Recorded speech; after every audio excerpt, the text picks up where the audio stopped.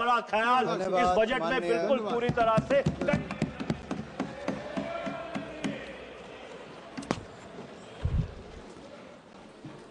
धन्यवाद सभापति महोदय। मैं माननीय प्रधानमंत्री जी का आभार प्रकट करता हूं जिन्होंने बोलने का अवसर भी दिया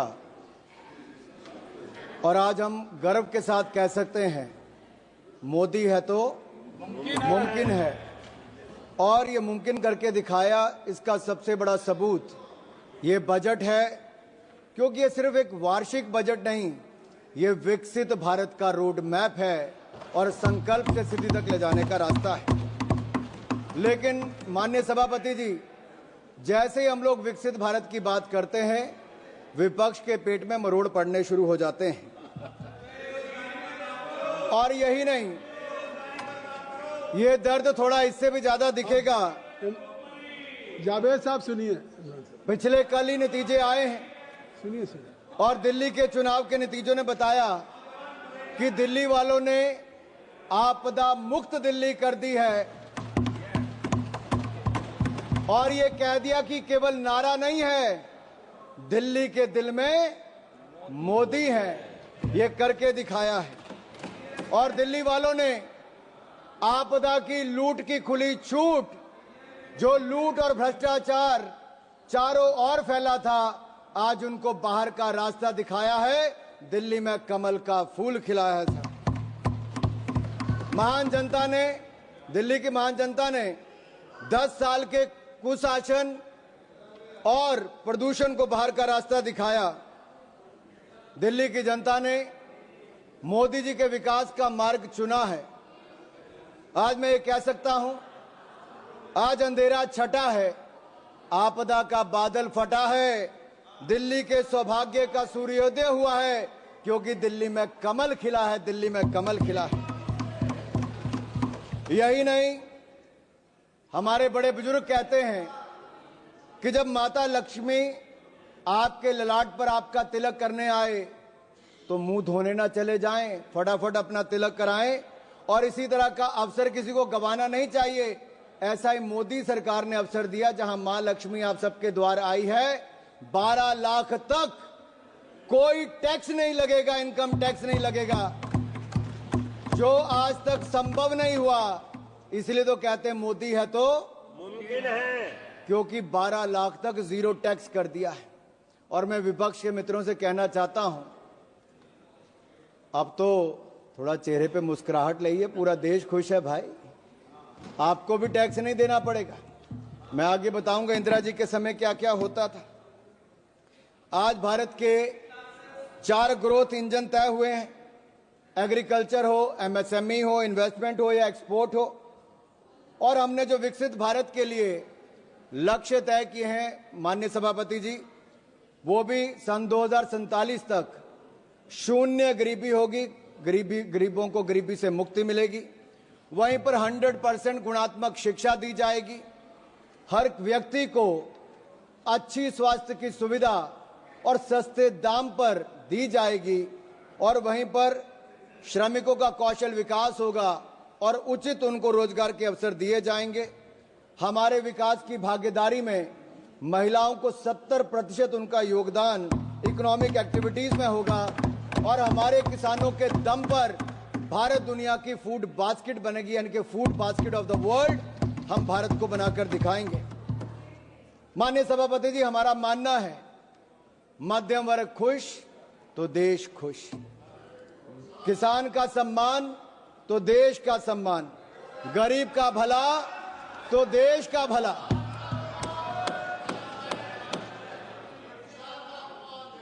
सुनना ही नहीं चाहते सर। सभापति जी, अगर मैंने देश के सम्मान की बात की, गरीब के कल्याण की बात की, मध्यम वर्ग के खुशी की बात की, तो इनको दर्द क्यों हुआ है? क्योंकि 60 वर्षों तक आपने दर्द दर्द और दर्द ही दिया है और हमने दर्द से मुक्ति दिलाने का काम किया। और वो मोदी जी ने दी मध्यम वर्ग को राहत, तो विपक्ष को हुई आहत और इनका दर्द दिखाता है। ना इनको मध्यम वर्ग से मतलब है, ना ही गरीब से। और इनका तो वही घिसा पिटा पुराना टेप रिकॉर्ड चल रहा है। कुछ नया तो है ही नहीं, नई सोच नहीं, कुछ नया कहने के लिए नहीं। महोदय, इस बार विदेशी चिंगारी ना होने का असर साफ दिख रहा है, और ये विपक्ष पर विदेशी चिंगारी ना होने का असर साफ दिख रहा है। उधर चिंगारी बुझी और इधर विपक्ष बुझ गया है।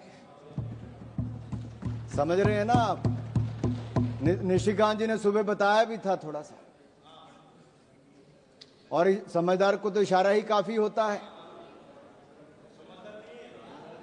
इनके जमाने में इनकम टैक्स का चाबुक चलता था, टैक्स टेररिज्म था, और ये टैक्स का चाबुक चलाने वाले हमसे पूछ रहे हैं कि आपने बजट ऐसा क्यों दिया है। और राहुल गांधी जी क्या कहते हैं? नेता प्रतिपक्ष कहते हैं, Rahul ji calls it as a bandaid budget. अरे आप लोग घाव देते रहे, हम घाव भरते रहे। Late me say this is not a bandage budget, this is a booster budget, this is a booster budget, this is a booster shot. और जो कहते हैं कि पैराडाइम शिफ्ट की बात करते हैं, माननीय सभापति जी, मैं कहना चाहता हूं पैराडाइम शिफ्ट तो आया है। यूपीए के समय स्कैम भारत था, आपके समय 2G स्कैम हो, कॉमनवेल्थ गेम स्कैम हो, अंतरिक्ष देवास स्कैम हो, कोल स्कैम हो, अगस्ता वेस्टलैंड स्कैम हो, स्कैम पर स्कैम था। और ये स्कैम भारत से आज सक्षम भारत की ओर कोई लेकर आया है तो नरेंद्र मोदी जी लेकर आए हैं। आज हम बात करते हैं एस्पिरेशनल इंडिया की, स्टार्टअप इंडिया की, विकसित इंडिया की, खेलो इंडिया की। अभी दयानिधि मारन जी खेलो इंडिया की बात कर रहे थे, वो अपने राज्य के खेल मंत्री की बात तो की, ये नहीं बताया कि मोदी जी ने खेलो इंडिया दिया था और तमिलनाडु में कराने का निर्णय हमने लिया था। उस समय मैं ही खेल मंत्री था, मोदी जी ने लिया था। And let me say this to each and everyone, aspirational India will not sit until we make India विकसित, और ये विकसित भारत हम बनाकर रहेंगे। हमारी एक नहीं अनेक योजनाएं उसी दिशा में है। कांग्रेस के समय जब बजट था तो एक फैमिली के वेलफेयर के लिए था, आज मोदी सरकार का बजट नेशनल वेलफेयर के लिए, नेशनल वेलफेयर के लिए। इनके लिए परिवार प्राथमिकता थी, हमारे लिए देश प्राथमिकता है, और इसीलिए आज लगातार हम लोग आगे बढ़ रहे हैं। मुझे पता है आप लोग मिडिल क्लास के नाम पे आपके चेहरे पे दर्द क्यों दिखा। ये दर्द जो झलका है ना साहब इनका, इनके लिए मिडिल क्लास के वर्ग, टैक्स पेयर, इनकी तिजोरी भरने वाला था। टैक्स तो मिडिल क्लास देता था, घोटालों में कांग्रेसी पैसा खा जाते थे, एक के बाद दूसरा स्कैम करके दिखाते थे। इन लोगों के लिए मिडिल क्लास इनकी तिजोरी भरने वाला है। हमारे लिए मोदी जी के लिए मिडिल क्लास ग्रोथ पार्टनर है, देश के विकास का भागीदार है। इनके समय टैक्स टेररिज्म था, टैक्स कलेक्शन, उस पर प्रेशर बनाया जाता था। हमारे समय टैक्स में राहत दी जाती है और साथ ही साथ टैक्स कलेक्शन बढ़ाकर भी दिया जाता है। One nation one tax, GST लाने का किसी में दम था तो प्रधानमंत्री नरेंद्र मोदी जी लेकर आए। आज रिकॉर्ड जीएसटी कलेक्शन है साहब, 1,75,000 करोड़ रुपया औसतन हर महीने का टैक्स कलेक्शन है। उसका सबसे बड़ा लाभ राज्य की सरकारों को मिल रहा है। और ये बजट केवल जीडीपी का आंकड़ा नहीं, या मैं कहूं जीडीपी का नहीं, जो ग्रॉस डोमेस्टिक प्रोडक्ट आप कहते हैं वो नहीं, ये जीडीपी हमारे लिए है गरीब, देशभक्ति और प्रगति। जीडीपी गरीब, देशभक्ति और प्रगति इनके लिए है।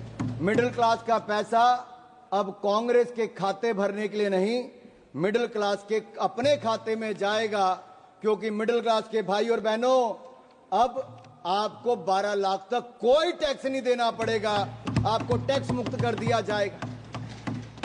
राहुल जी जीरो चेक कर लीजिए, 1 जीरो और भी। अच्छा सुप्रिया जी नहीं दिखाता, चलो सुप्रिया जी ने कहा मैं नहीं दिखाता। ये कांग्रेस की सीटों की बात नहीं है, मैंने छोड़ दिया सुप्रिया जी। सुप्रिया जी वो रेफरेंस सुप्रिया जी, अगर आपको लगता है कि हमने मध्यम वर्ग के लिए 0% टैक्स किया है 12 लाख तक, अगर आपको लगता है दर्द हुआ है, आपको इससे खुशी नहीं है, तो आपकी खुशी से ज्यादा हमें देश के करोड़ों मध्य वर्ग के चेहरे पे खुशी दिखती है, क्योंकि ये देश के विकास में एक बड़ा योगदान देने वाली। ये जीरो गिनने की बात आप उनको मत एड्रेस करिए, आप इधर एड्रेस। माननीय सभापति जी, ये जीरो चेक करने की बात मैंने राहुल गांधी जी से की और वो आपने रेफरेंस दिया है, और मैंने रेफरेंस दिया है, और मैं आप सबके सामने पूछ, माननीय सभापति जी, सन 2014 के लोकसभा चुनाव दिल्ली की जनता ने कांग्रेस को कितनी सीटें दी? 2015 के विधानसभा में कांग्रेस को कितनी सीटें दी? 2019 के लोकसभा में कितनी सीटें दी? 2020 के विधानसभा में कितनी सीटें दी? 2024 के लोकसभा में कितनी सीटें दी? 2025 के विधानसभा में कितनी सीटें दी? अगर ये जीरो का रिकॉर्ड बनाने का काम किसी ने किया है तो राहुल जी के नेतृत्व में कांग्रेस पार्टी ने किया है। आप नहीं, nothing will go on record, nothing will go on record. Sir, ये दिल्ली वालों ने तो कांग्रेस को बड़ा जीरो दे दिया, अब बंगाल में भी तृणमूल का जीरो होने वाला है। Kindly address to the chair. Nothing will go on the record except Anurag Thakur ji. Please you address. Sir, मैं मध्य वर्ग पर टैक्स की बात कर रहा था। सर, मेरा तो उस समय जन्म भी नहीं हुआ था, लेकिन 28 फरवरी 1970, सर मैं जून 1975 की बात नहीं कर रहा जब इंदिरा जी ने इमरजेंसी लगाई थी, मैं 28 फरवरी 1970 की बात करता हूं जब इंदिरा गांधी जी ने बड़ी निर्ममता के साथ इस देश के सामने मिडिल क्लास पर टैक्स लगाने की घोषणा की थी। और मैं एक टेप लाया हूं, मैं सुना दूं आपके सामने, इंदिरा जी का भाषण सुनाऊं थोड़ा सा? क्या था? नहीं, जमा कर दीजिए, नहीं जमा कर, आप जमा कर दीजिए। नहीं, इनमें से बहुत सारे नहीं, आप सर, इंदिरा जी ने नहीं सर, ये कांग्रेस पार्टी, कहां मैं इजाजत दे रहा हूं, आप बैठिए। सर, कांग्रेस चाहती है कि इंदिरा जी की टेप ना चले, नियम कहता है कि ना चले, लेकिन मैं आंकड़ा जरूर बताना चाहता हूं कि कैसे इंदिरा जी ने एक और तो इमरजेंसी लगाकर काला अध्याय दिया, लेकिन दूसरा 28 फरवरी 1970 को सरकार के टैक्स स्ट्रक्चर को देख लीजिए, जहां पर कमाई करने वाले जिनको दिन रात मेहनत करते थे उनको डायरेक्ट टैक्स 97.5% लगा दिया गया था, 97.5% टैक्स लगा दिया था। और सर, मैं सुप्रिया जी से पूछना चाहता हूं, मनीष तिवारी जी और अन्य विपक्ष के नेताओं से पूछना चाहता हूं, उस समय का 97.5% टैक्स ठीक था या आज नरेंद्र मोदी जी की सरकार में जीरो टैक्स ठीक है? उस समय 5,000 के बाद इतना टैक्स लग जाता था।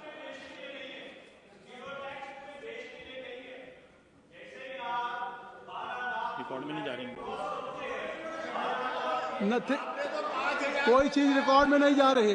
Nothing will go on record except Anurag Thakur ji speech. Please आप कहिए। माननीय सभापति जी, आप उधर क्यों देखते हैं? माननीय सभापति, आप इधर देखिए। मैं आपको ही कह रहा हूं माननीय सभापति जी, ये मनीष जी का दर्द बहुत हल्का, क्योंकि इनकी आमदन 12 लाख से ज्यादा हो सकती है, मैं उस पर टिप्पणी नहीं करूंगा, लेकिन जो करोड़ों लोगों की 12 लाख तक की आमदन है, मैं पूरी जिम्मेदारी के साथ कहता हूं 12 लाख तक कोई टैक्स नहीं देना पड़ेगा, जीरो टैक्स है। और मैं याद करा दूं कांग्रेस के अपने मित्रों को, उस समय 5,000 की आमदन के बाद 97.5% टैक्स सरचार्ज लगा के कर दिया था। और काला धन अगर किसी के कारण इकट्ठा हुआ, भाई निशिकांत दुबे जी को याद होगा, प्रणब मुखर्जी ने जो अपना व्हाइट पेपर दिया था, उस सब में कहा गया था कि काला धन के पीछे कारण क्या है, तो उस समय की कांग्रेस की नीतियां थी जो काला धन करने के लिए काम करना पड़ता था। यही दिया था कि नहीं दिया? अगर ये सब इनके समय, सर हम तो देश के लोगों को ईमानदारी से टैक्स देने की बात कर रहे हैं और देश के टैक्स पेयर का धन्यवाद करते हैं, वो ईमानदारी से टैक्स दे रहे हैं, तो आज जाकर जनता को पक्का मकान भी मिल रहा है, शौचालय भी मिल रहा है, पानी भी मिल रहा है, अनाज भी मिल रहा है। ये मिल रहा है क्योंकि एक ईमानदार सरकार नरेंद्र मोदी जी के नेतृत्व में चल रही है। ये मिडिल क्लास के खाते में सेंधमारी करते थे।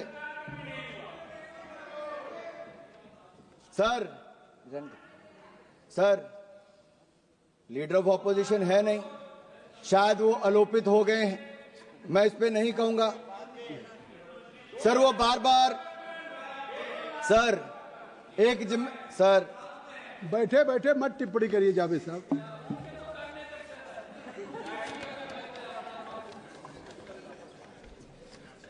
सर मुझे एक दो बातें यहां पे जरूर कहनी है। मैंने मध्यम वर्ग की बात की, लेकिन गरीब की बात जरूर करूंगा।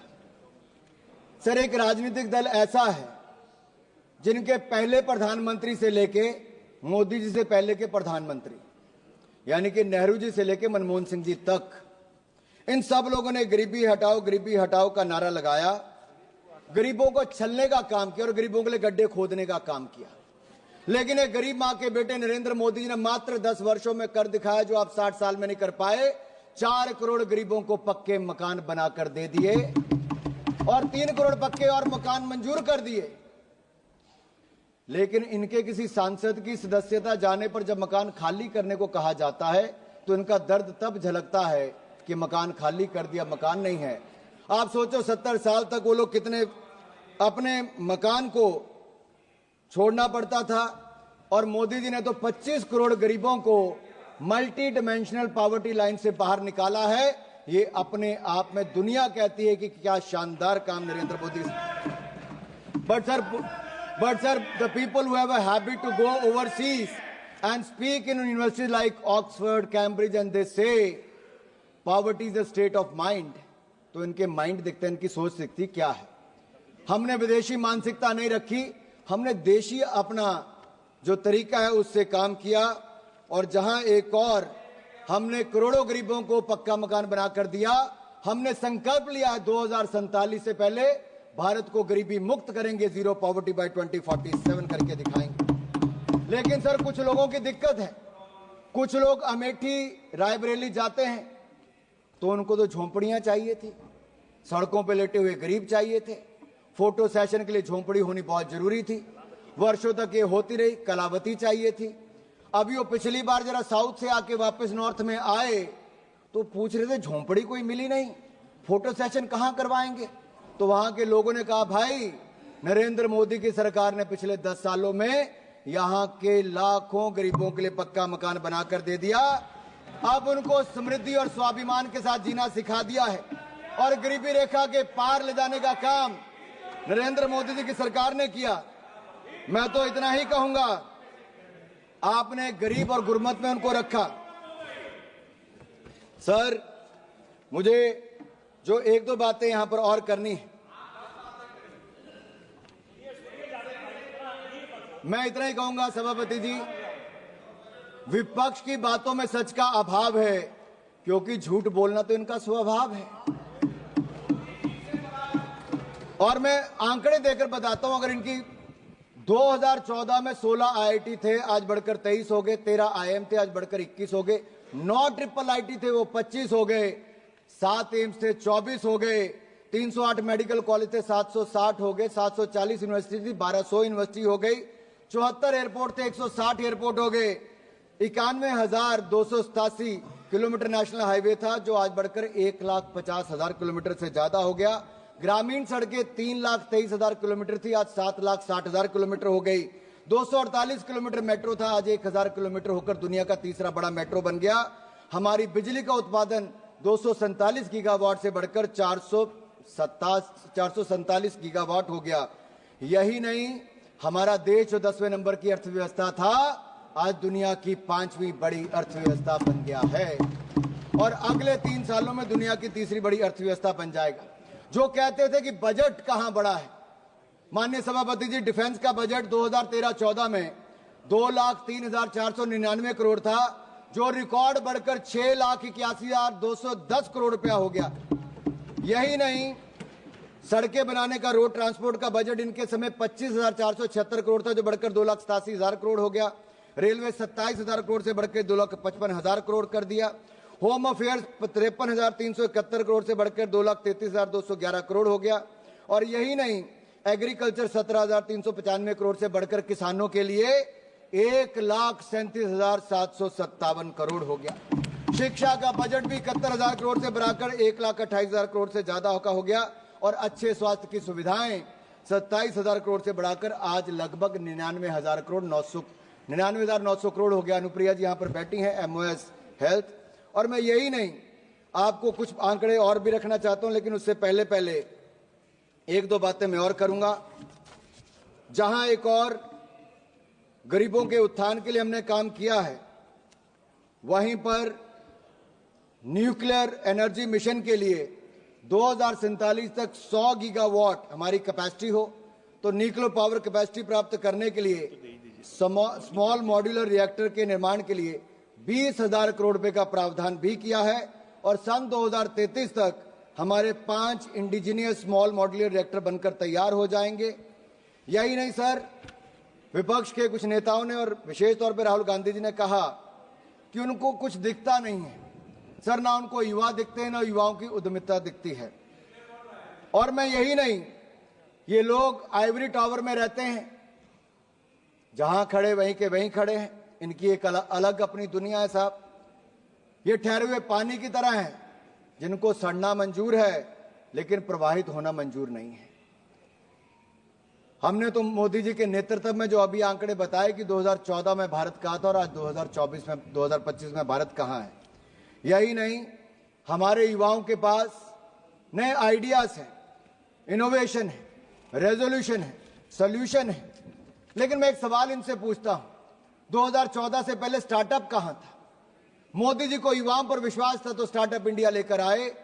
आज जितने कांग्रेस के सांसदों की आंकड़ा नहीं है ना, उससे ज्यादा भारत के यूनिकॉर्न का आंकड़ा 117 यूनिकॉर्न आज भारत में है।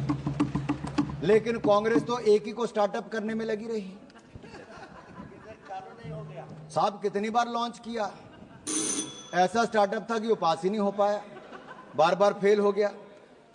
और यही नहीं, अब तो हमारा प्रयास है, जहां एक और 1.5 लाख से ज्यादा स्टार्टअप्स बन गई। फर्स्ट टाइम एंटरप्रेन्योर्स की कैटेगरी के लिए जहां 5 लाख महिलाओं को, SC ST को अब 2 करोड़ रुपए तक का टर्म लोन देने का काम मोदी सरकार करेगी। एक बहुत बड़ा कदम। इससे पहले मुद्रा योजना हो, स्वनिधि हो या emergency credit line guarantee scheme हो, इन सबके माध्यम से बैंकों ने शानदार काम किया।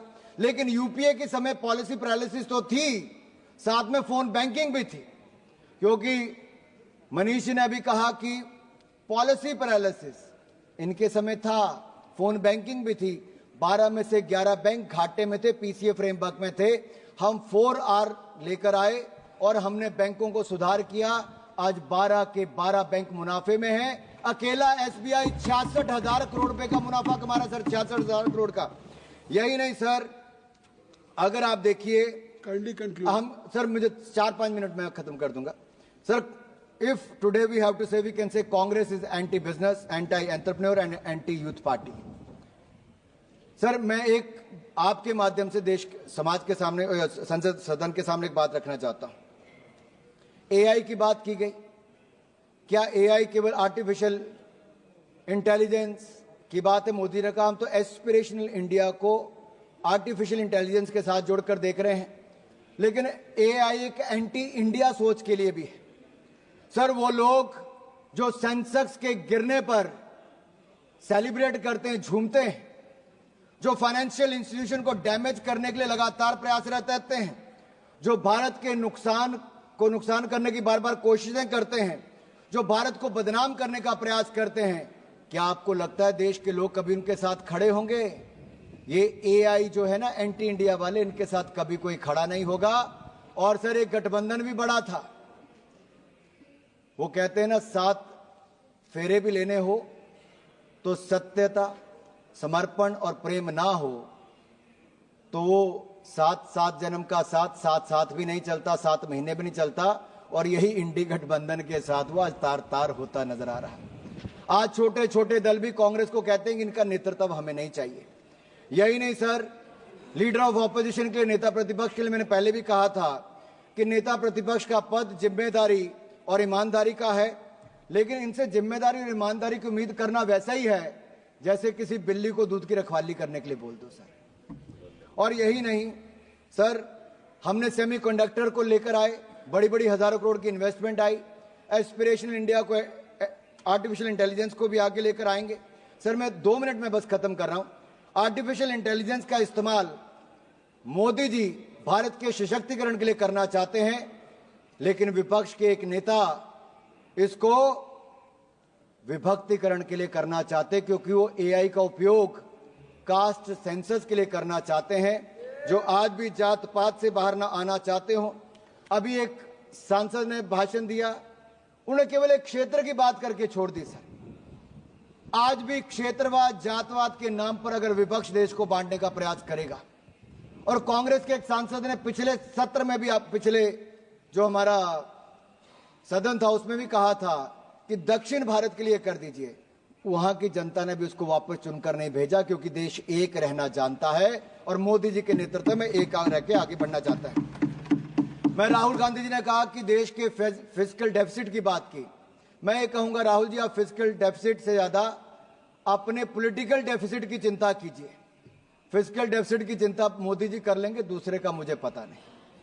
और यही नहीं सर, आज जो दिल्ली में केजरीवाल जी के साथ राहुल जी इल्लू इल्लू कर रहे थे ना, वो 70 में से 67 सीटों पर उनकी जमानत जब्त हो गई, खाता खुल नहीं पाया।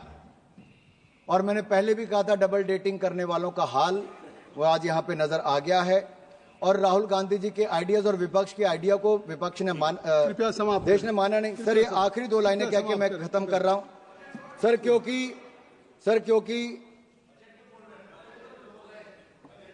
सर मैं इतना ही कहूंगा, उन्होंने आंकड़े दिए हैं ना, आज देश और दुनिया में सर एक बहुत बड़ा आयोजन चल रहा है, वो है दिव्य और भव्य महाकुंभ का। भक्ति, अध्यात्म और सामाजिक समरसता से ओत प्रोत भारत का दर्शन करने का इससे अवसर मिलता है। सर मुझे भी परसों जाने का अवसर मिला, मैंने भी कुंभ में स्नान किया। मैं इस अलौकिक आनंद का वर्णन नहीं कर सकता। वैसे वहां के माहौल के बारे में एक बात जरूर मैं कर सकता हूं कि जात पात पूछे नहीं कोई, हरि को भजे सो हरि के होई। धन्यवाद। कहने के लिए सर प्रयागराज में कुछ लोग कहते हैं कि उनके पुरखों ने, जैसे मान लीजिए जवाहरलाल नेहरू जी ने कुंभ में स्नान किया था, लेकिन आज की पीढ़ी जाने के लिए तैयार नहीं है। हालांकि जाते तो अवसर मिल जाता स्नान करने का भी, भारत के दर्शन करने का भी, दादाजी की समाधि पे फूल चढ़ाने का भी। और यही नहीं, हाँ हो सकता है सर अंकल सोरोस और अंकल सैम ने मना किया हो, कृपया समाप्त और फतवा जारी कर दिया हो कि ना कोई रामलला के दर्शन करने जाएगा, ना कोई कुंभ स्नान करने जाएगा। सर ये वही है जो दिल्ली के चुनाव में जिनके, कृपया समाप्त। Sir don't cut my time sir. समाप्त कर दिए सर मैं बजट समाप्त कर दे। सर मैं समाप्ति कर रहा हूं। सर मैं इतना ही कहूंगा, काफी बात आपने, सर ये लास्ट लाइन कह के कर रहा हूं कि जहां हम भारत की क्षमताओं को बढ़ाने का काम कर रहे हैं, वहीं पर जब हमने बिहार के बारे में बात की कि मखाना बोर्ड वहां पे बनाएंगे, तो जो लोग वहां जाके दूसरों के साथ मटन बनाने का काम करते थे, मखाना बोर्ड पर उनके चेहरे मुरझा गए। ऐसा क्यों है सर? सर ग्रीनफील्ड एयरपोर्ट की बात हमने बिहार के लिए तो उसका विरोध करना शुरू कर दिया। कोसी कनाल प्रोजेक्ट की बात की, national institute of food technology की बात की, तो उस पर भी सर मैं ये कहूंगा कि मोदी सरकार का ये बजट जो है वो विकसित भारत बनाने के लिए है, वो उसी दिशा में आगे बढ़कर है। और पूरे देश ने मोदी जी के इस बजट का स्वागत किया है। आपने मुझे बोलने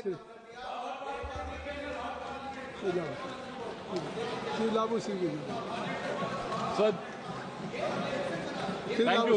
thank you sir for allowing me to speak on union budget.